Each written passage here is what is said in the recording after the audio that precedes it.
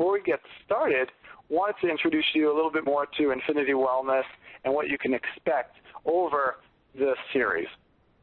The diagram in front of you indicates our multiple dimensional approach to wellness.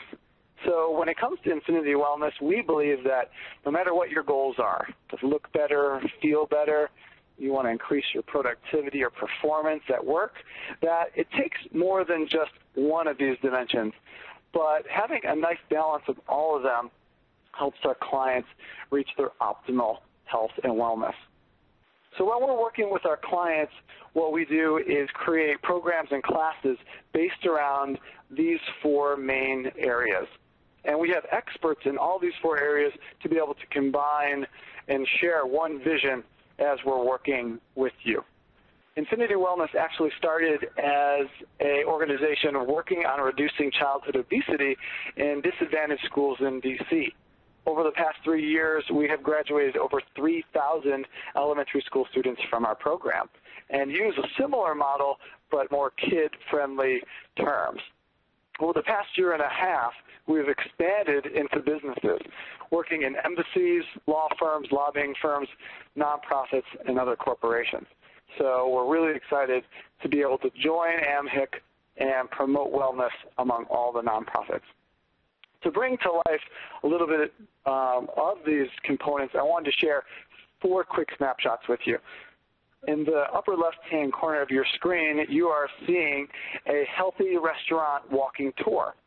Not only do we educate on nutrition and food behavior with our workshops, one-on-one coaching in groups, but we also want to make it experiential. We want to make sure that you can have those experiences with nutrition. And this is an example or an event where we identify a local business and what are the healthy restaurants around that. Take the staff there and go through the menu and speak with the chef or the managers into making the best options. To the top right-hand corner, you are seeing a fitness class utilizing the stairwell of one of our clients, who's actually an AMHIC member, the American Society for Hematology. What you can't see is that everyone is smiling greatly as they're going up their 10 flights of stairs. We do a lot of different types of fitness classes and create an incredible bond between the staff that's there. In the bottom left-hand corner, you're seeing a end of a yoga class, so mind and body is very important as well. In that downward dog, that simple exercise helps to stretch out the hamstrings, calves, also strengthen the muscles of the upper back and lengthen the spine, as well as bringing blood to the brain. In the bottom right-hand corner is part of our ergonomics desk, avoid desk body workshop, which will be coming up next in I believe in December, where our physical therapist, Dana Logan, will be teaching you exercises and stretches to be able to improve your posture and alignment at your desk. The exercise you're seeing below with the red resistance bands helps to strengthen the scapular muscles, or the muscles of your upper back that get weak and lengthened as we sit at our desk. So hopefully that brings to life a little bit more about that 4-part model in our multi-dimensional approach to wellness. Wanted to give you a quick overview of what's coming up next in the AMHIC Wellness Series. In December, I'm going to be doing 2 workshops at 2 locations on 6 secrets to a flatter tummy. It's one of our most popular ones and discusses a more comprehensive approach to improving that high attention area of the body. And then in January, Dana will be doing her Avoid Desk Body workshop on ergonomics, and then I'll be doing the routines and tips for a restful sleep for how to improve overall sleep as a webinar in January. So mark your calendars and keep your eyes and ears out for those. And lastly, just a little bit of background on me. I have been a certified personal trainer for over 13 years. And through my experiences in different trainings, I've learned that more important than that 1 hour with my client in the gym is what's happening to them during the other 23. And taking that training into their life how they sleep, how they stretch, how they eat, digestion, breathing. Learned how that greatly and effectively impacts all areas of their goals and their life. And that's why we've created this holistic model to wellness. And today's workshop is a big part of what we can do in the gym or outside the gym to improve your life at home or at work.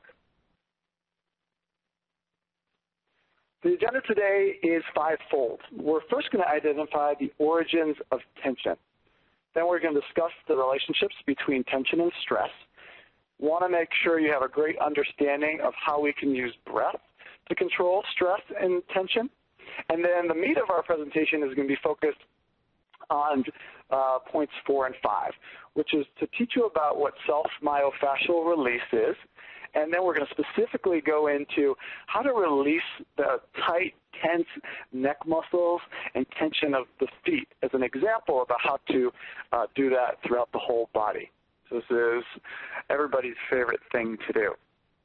So let's get started. And what we're going to do is start by learning more about you. And in the bottom right-hand corner, we have a poll for you. We're going to give you 30 seconds to let us know where you hold your tension so that I can better tailor this presentation for you. So go ahead and check one of the boxes in the bottom hand right, and let's find out where everybody holds their tension. So it looks like from the results of the poll, there's a tie between people that don't want to share where their tension is, which is okay. That's a personal thing. And jaw. Second, followed up by neck as well. Lastly, lower back and legs, which is great because we're going to be focusing on the upper neck is one of our main areas. And actually, jaw tension and neck tension are highly related. A lot of the muscles of the neck travel up into the jaw. A lot of TMJ symptoms can be helped with focus of massage techniques and stretching techniques within those areas. Thank you for polling, and we're going to go ahead and get into the meat of the presentation now. So origins of tension. Bad news is there's a lot of different ways that we can form tension in the body. First one is emotional. When we experience things emotionally, we can directly or indirectly create tension in the body. There is a documented, researched connection between the mind and body. As one easy example, when someone is depressed, there is what's called the depressed posture, which shows forward shoulders hunched over back, being able to hollow out the chest. And that can relieve, and that repetitive positioning can really, lead to tightness and tension in the neck, front of the chest, and shoulders. Exercise. Exercise is definitely a stress if it's cardiovascularly on a treadmill, or your strength training where you're breaking down muscle cells to create stronger ones and bigger ones. That is stress on the body and can create tension. If you think about one set of push-ups or a set of bicep curls, you are contracting that muscle repetitively and creating tension there. Injuries and surgeries. When we have something that's injured, like a joint, let's say our shoulder, you have a shoulder injury, the muscles around that joint are going to tighten to protect that joint. So this works towards our pollers that were saying they had jaw and shoulder and neck tension may be prone to having a shoulder injury or may already be experiencing some shoulder discomfort. Same thing with surgeries. I work with clients that are prenatal and postnatal. So anything like a C-section where there is a cutting of the abdominal muscles creates scar tissue, adhesions, and tension in that area. So that's one way, the injuries and surgeries. When I say taxes or deadlines, people have a tendency to connect stress to those terms. This is where number 4, mental and psychological stress can happen. Think about for a second, what appears in your body when you get stressed? Do you hold your shoulders up? Do you hold your breath? Do you feel your heart beating harder? Well, oftentimes when we're under a mental or psychological stress, it will appear physiologically in the body in terms of tension. And we may hold that in different areas. Some of us hold that in the jaw, some of us hold that in the neck, and other areas of the body. And number 5, repetitive stress. Repetitive stress is when we're basically giving the body a constant stress.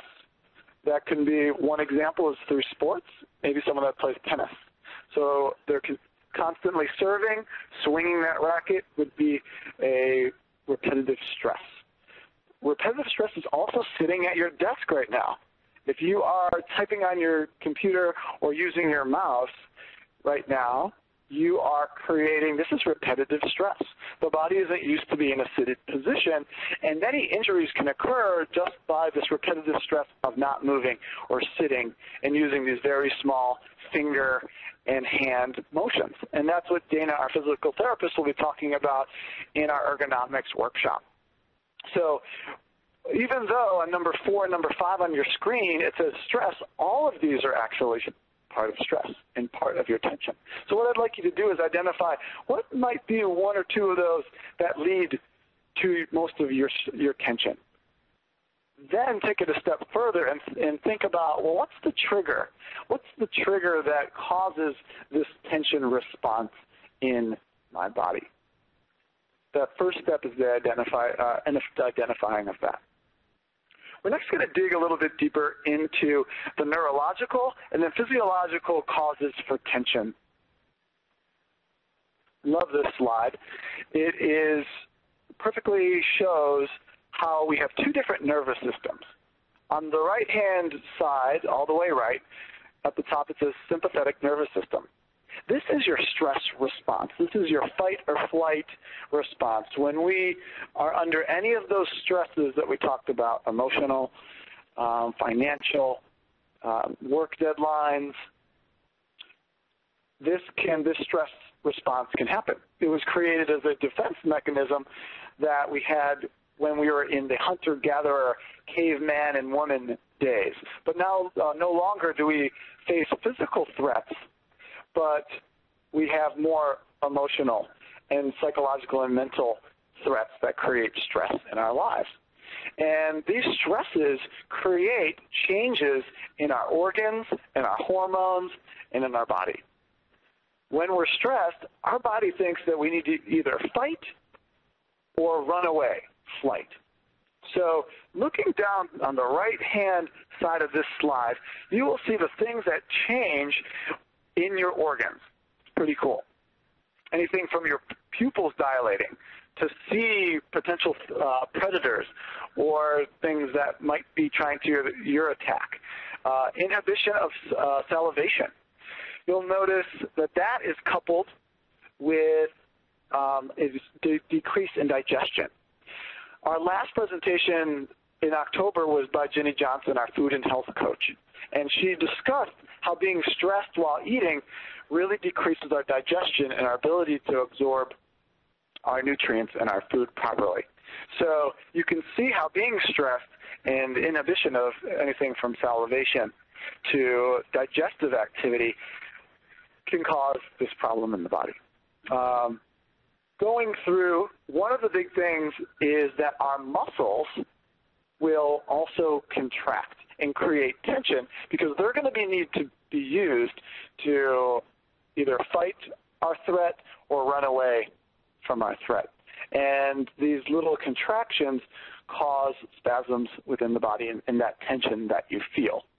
So when we are stressed, there's a cascade of basically events that occur hormonally and in your organs, one of them being the tension that's created in the body.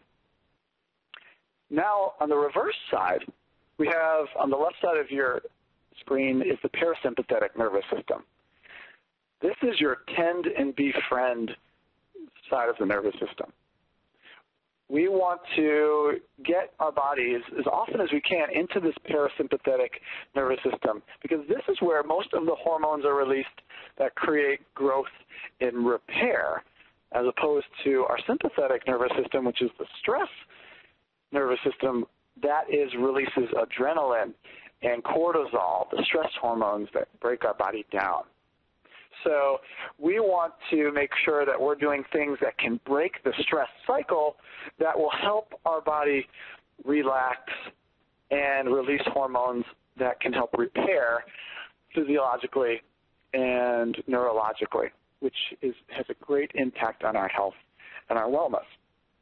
And you can see some of the activities that occur when we are in this relaxed state. It's actually the opposite of everything that happens we're in our stressed state. So the take-home message is when we're stressed, it not only tenses our muscles, but changes all the organs and hormones in our body.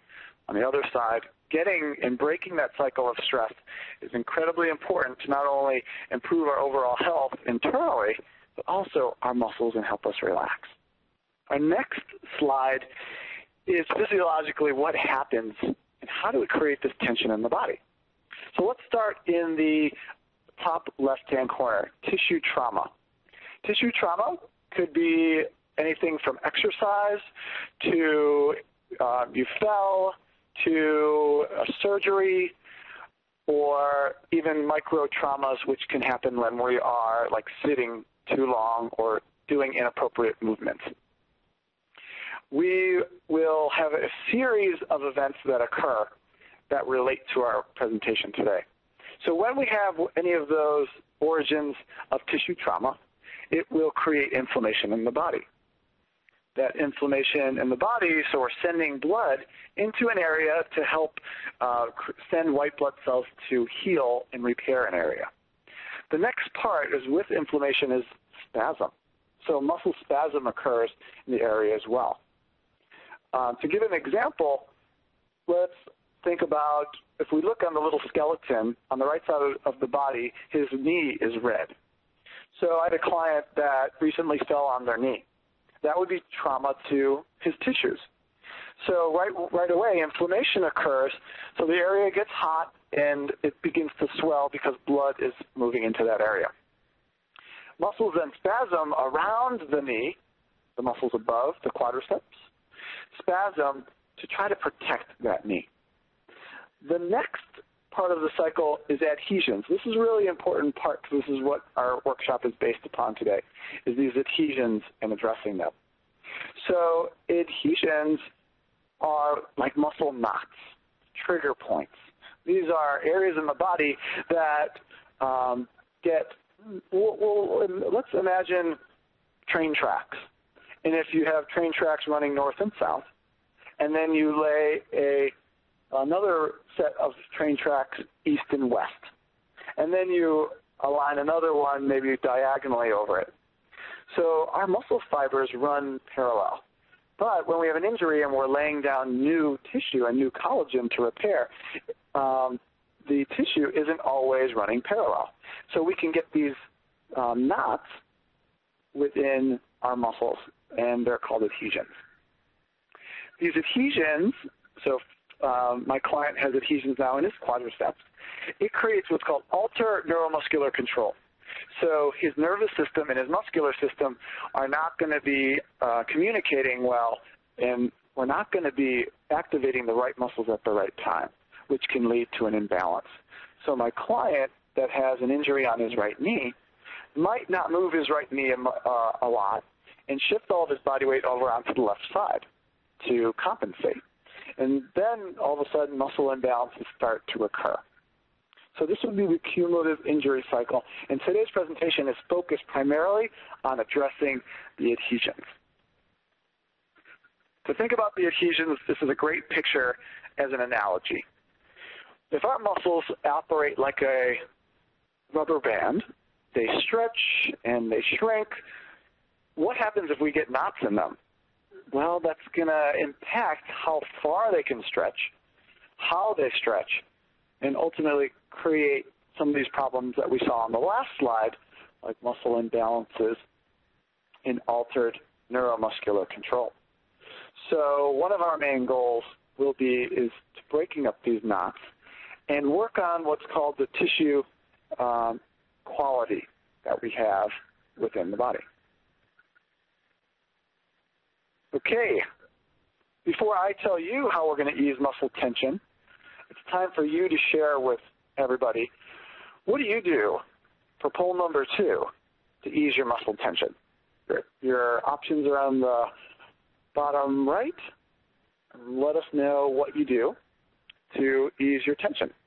So we have the majority, 36% of the audience stretches to release their tension, which is excellent. We have 18% that massage, and we have about 27% take a hot water jacuzzi bath for easing tension. So primarily, the 2 techniques that we're going to be talking about today will enhance everything that you're currently doing. Now, by looking at what happens if there's knots in the muscle, can you see how maybe just stretching might not totally improve the area, or just by using hot temperatures and water alone might not change what's happening within our muscle cells? So let's talk about how we can do that. Step 1 is breath work, believe it or not. This is critically important to all steps of your health and wellness. This is an exercise called the balloon breath, and I invite you all to try it with us. Earlier in the presentation, we talked about those 2 nervous systems. And when we're in a stressed state, our breathing was changed. It actually was one of the organs that was changed. And one of the main hormones that's released is cortisol, is our stress hormone. And we talked about how tension is created in the body when we are stressed. One of the best, most effective ways for you to fight the stress response and to move into a relaxed state, or that parasympathetic state, where your body can repair and grow, is by breathing exercises. And what breathing exercises does is 3 things. One is this balloon breath, which focuses on breathing in through your nose, which is the only filtering system within breathing in the body, and aiming your breath into your belly creates the relaxation response. And for those of you that said that you have a tightness in your jaw or neck, breathing through your nose and aiming your breath into your belly is critically important. Mouth breathing and chest breathing are directly associated with contractions of muscles in the neck and the chest. So if one way to try to put your body in a better position for neck and jaw is to make sure that you're breathing primarily in and out through your nose and aiming your breath into your stomach. Also, the breathing through the breathing through the mouth is related to a stress response. Oxygen and breathing oxygen is the, we'll say, kryptonite for cortisol, even though cortisol is not a positive Superman-like hormone, but it destroys cortisol. So deep belly breath. So what I'd like you to do is to relax in your chair, sit back, and place 2 hands on your belly button or in your lower stomach. Relax your shoulders. You can shut your eyes if you'd like to as well. And what I'd like you to do is, in the instructions say, is let's visualize that there's a balloon in your stomach, whatever favorite color balloon you'd like. And we're going to take the deepest, fullest breath in through the nose and letting your hands rise like you're inflating that balloon. You're going to hold your breath at the top and exhale through your nose and feel your hands and belly slowly come down as you exhale and the balloon deflates. Inhaling through the nose, your stomach rises. As the balloon rises, pause, holding your full balloon and exhaling out.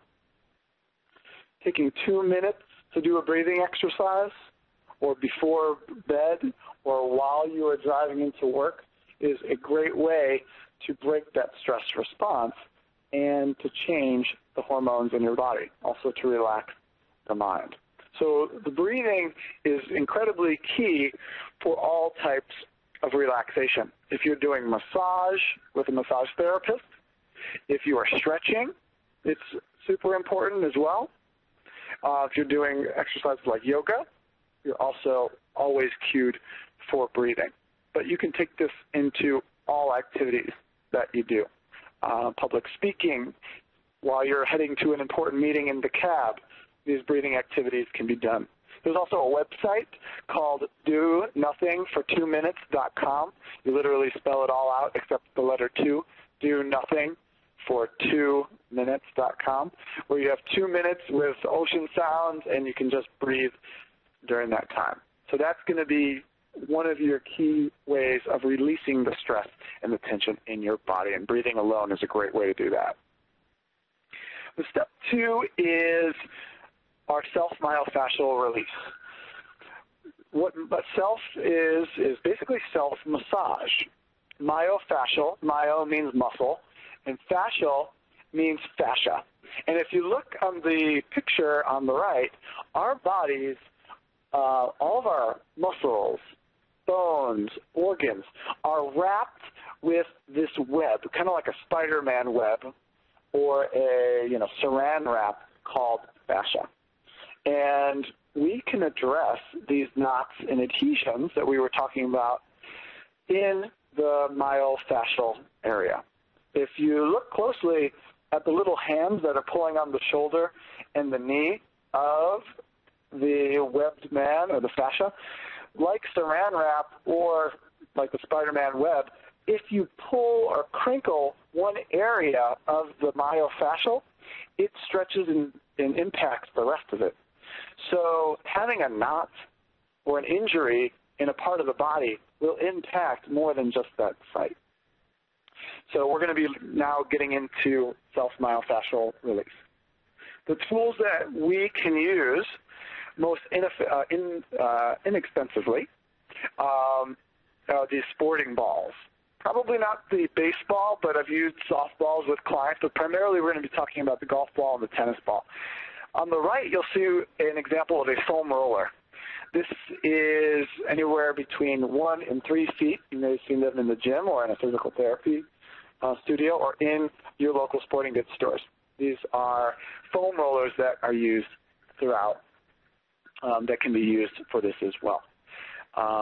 We're going to be primarily focusing on the tools of the golf ball and tennis ball.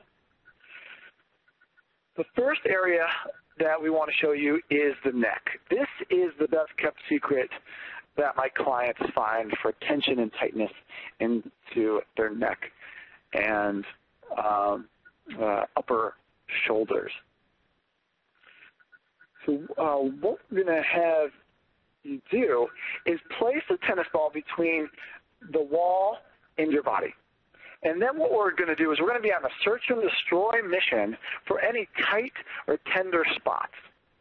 Similar to like you would do with a massage, you want to hold that spot. So when you find anything that's tight or tense, you want to stay right there. You want to stay on the uncomfortable spot for at least 30 to 60 seconds, which causes the muscles to relax. We stimulate what's called the Golgi tendon organ, which is a muscle receptor that senses tension changes in the body. So the picture on the right shows you different areas that you can travel to that are oftentimes sources of tension and tightness. And as you can see, the entire length of the muscles are connected.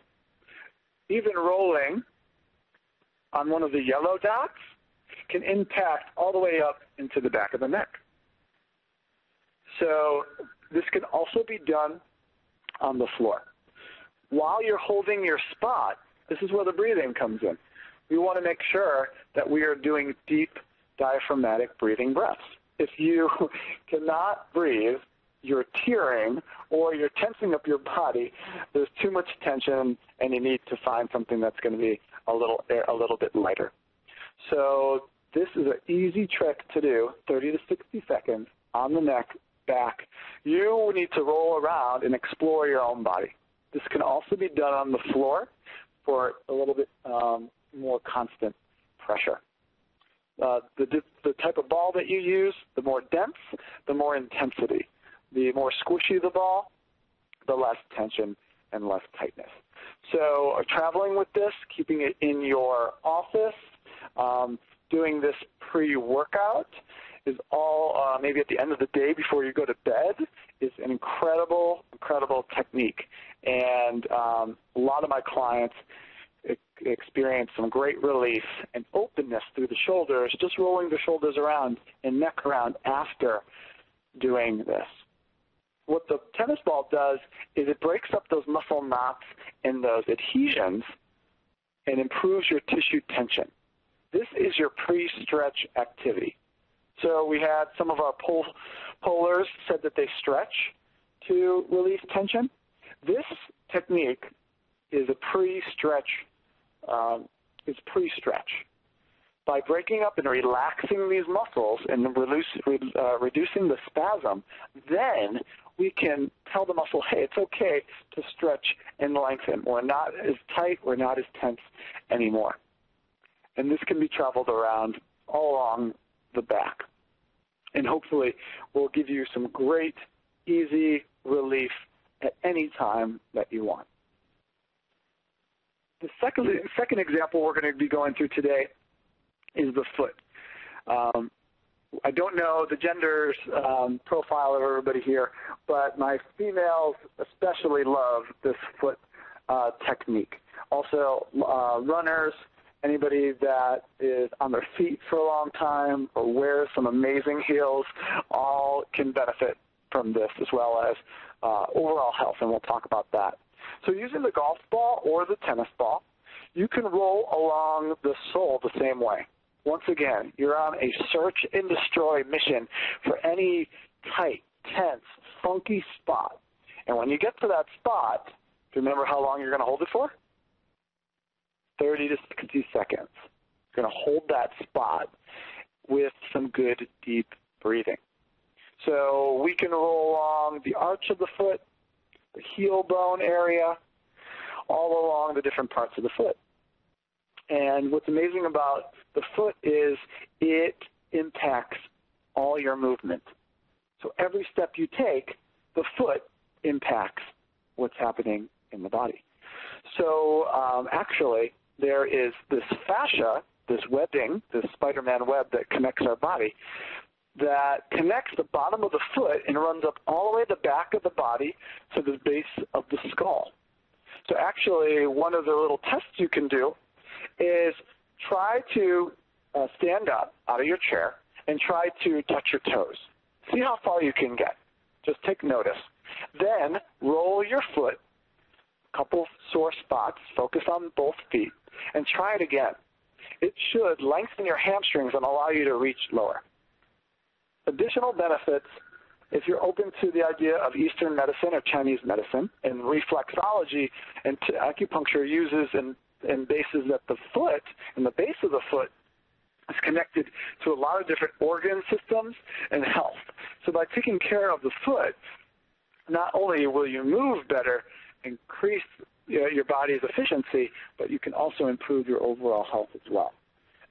So having a golf ball at your desk, packing it in your bag, doing this before or after a run also helps to prevent things like plantar fasciitis and other activities like that. You can thank me later. Also, all your major muscles can be rolled. We don't have time to get into this today, but here are some of my clients working some other really major muscles. For those of you that experience lower back pain or want to prevent lower back pain, the hip roll. This is we're using a softball on the glute area. You would sit on that area, find your spot, and hold for 30 to 60 seconds. The calves are an incredibly important muscle because they impact what's happening at your knee and at your foot and ankle. So individuals that may have injuries or tensions in their foot and ankle or knee, runners, people that are exercising their legs, anybody also needs to address their calves. If the calves get tight, it impacts the lower body greatly.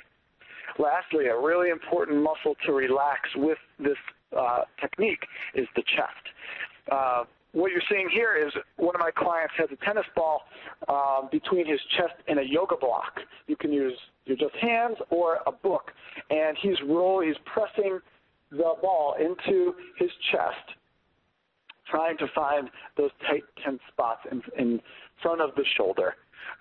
You want to think in front of the armpit, not on the nipple and not on the sternum or the chest bone, but on the muscle in front of the shoulder. This can also be done against the wall. So you can put your tennis ball right against the wall and face the wall and press up again.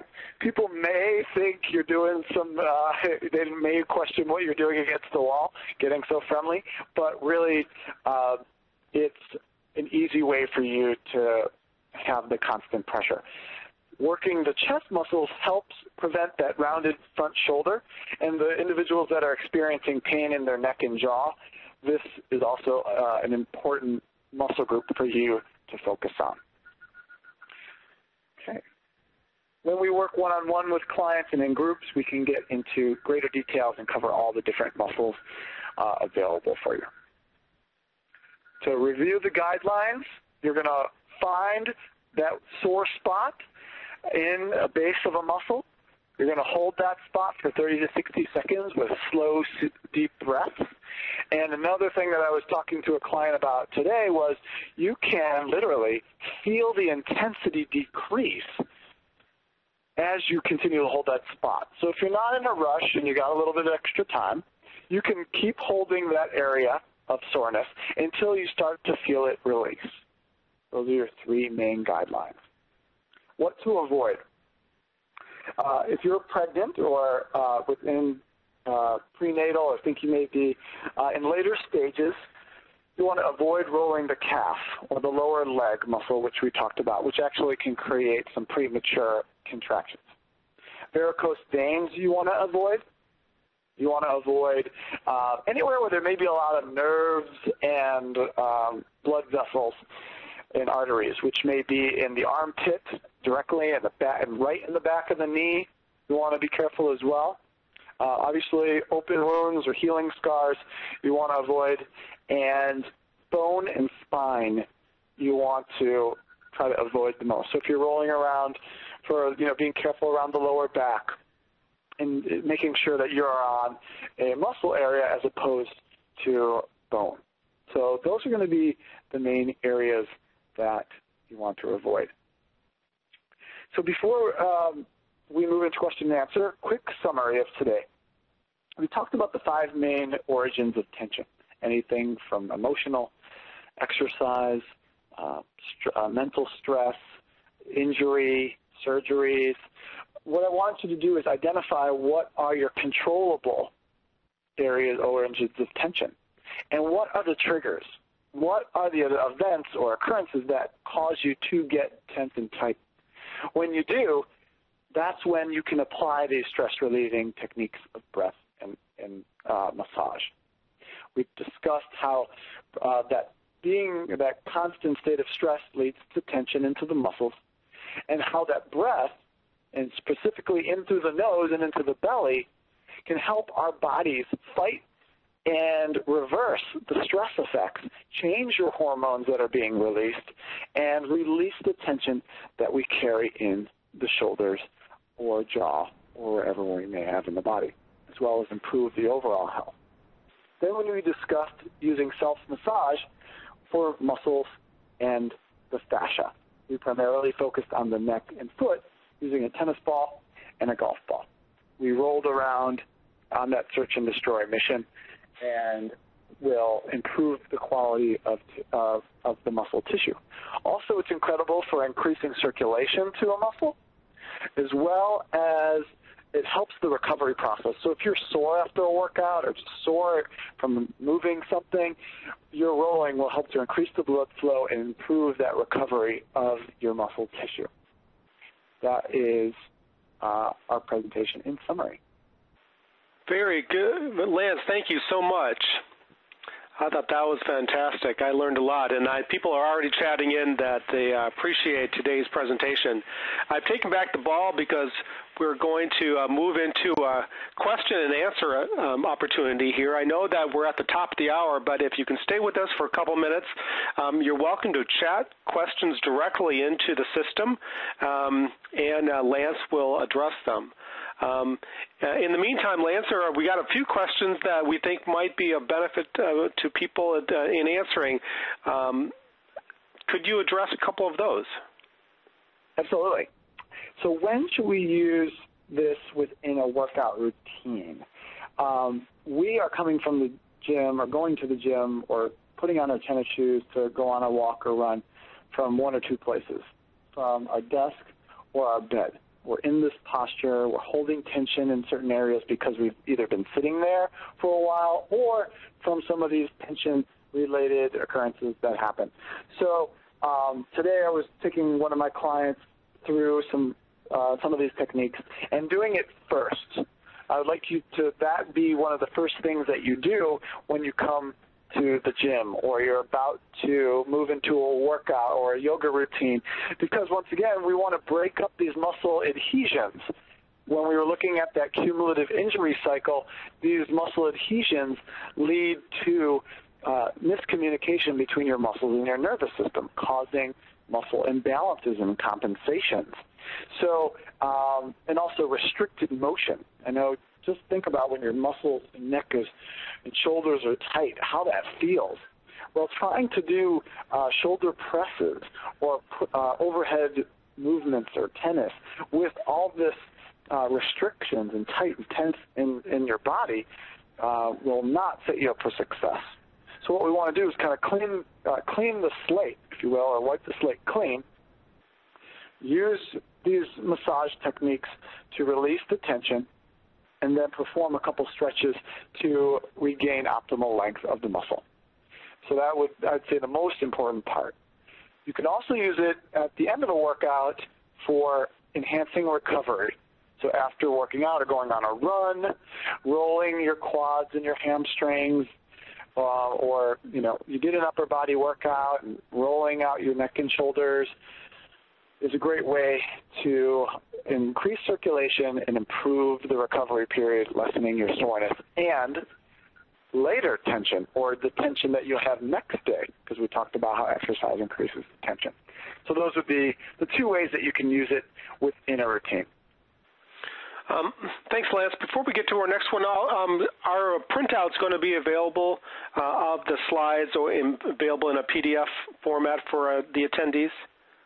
I will be sending the PowerPoint to AMHIC, which will then, I'm not sure the method at which they're going to be able to send the information out to all the HR and benefits directors to then communicate that to all the staff and the teams at our 50 different organizations. But I know we were looking to do like an online portal or some way to log in. So keep an eye out for that communication from your organization. Great. So I think we have time for just one more question, if you can. Yep. Okay, where can you buy the foam roller? Probably the same, most likely the same place you buy your tennis balls and golf balls. You can get it at any sports stores. I know there's many at City Sports. So if you're located around the City Sports, Dick's Sporting Goods is another great place to find that. Sports Authority may also. You can call ahead or look online. Two places that I order them for gym use or client use, and that one is called performbetter.com, performbetter.com, all one word. Another place that I can get, that I've been ordering professional quality rollers is at power-systems.com. Power-systems.com.